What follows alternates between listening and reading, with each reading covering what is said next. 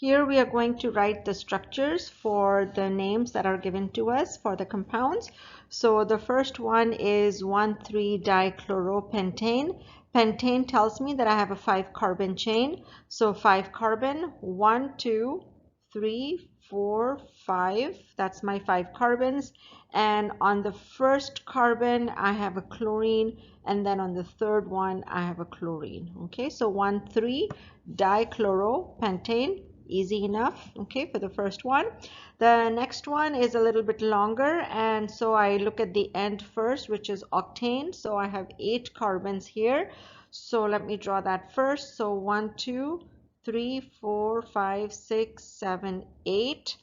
And then I can either number the carbons or not, but they are all next to each other, right? 2, 3, 4. So I don't have to worry about, writing numbers out. So on the second one, I have dichloro. So 2, 2, dichloro, 3, ethyl, 4, methyl. Okay, so that would be the structure for this.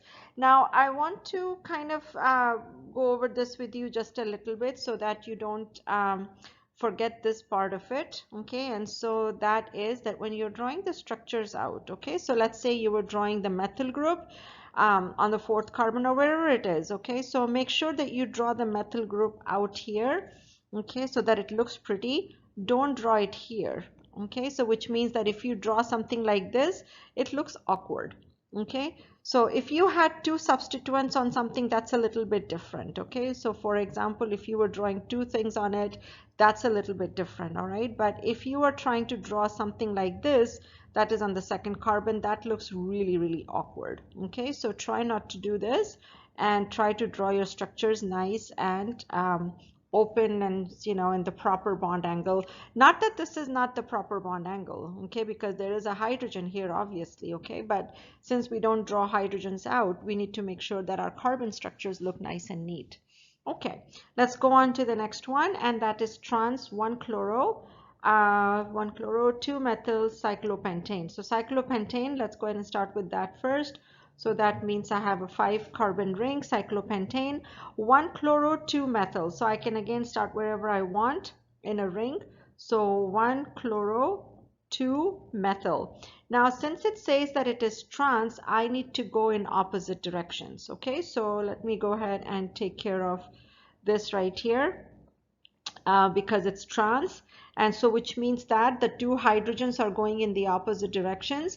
Now you're not drawing the hydrogens, okay, but because the hydrogens are going in the opposite directions, the chlorine and the methyl are going in opposite directions. Which one is going where? It doesn't really matter. Okay, so you can have something like this, or you could have something like this. Okay, both are completely acceptable. So they are, so long their relationship is opposite directions, I'm totally fine with it. Okay, try not to draw something like this. Okay, this is not a good idea. Sometimes it's not wrong, but it's kind of hard to tell. So if you draw Cl going up and methyl group going down, it's not as obvious that these things are going in opposite directions, so this is not the best way to draw it out. I really like the wedges and the the dashed lines, okay, to represent whether something is cis or trans. It's much better this way. Okay, let's go on to the last one, which is 1-bromo 3-methyl cyclohexane. So cyclohexane, 6-membered ring. Now in this case, we don't know the relationship between the bromine and the methyl. It's not given to us as cis or trans, so it honestly doesn't matter how we draw it out. So 1-3 relationship. So 1-bromo, 1, 2, 3, 3-methyl. Okay, and that's about it. So try to keep it simple, not complicated, and pretty also.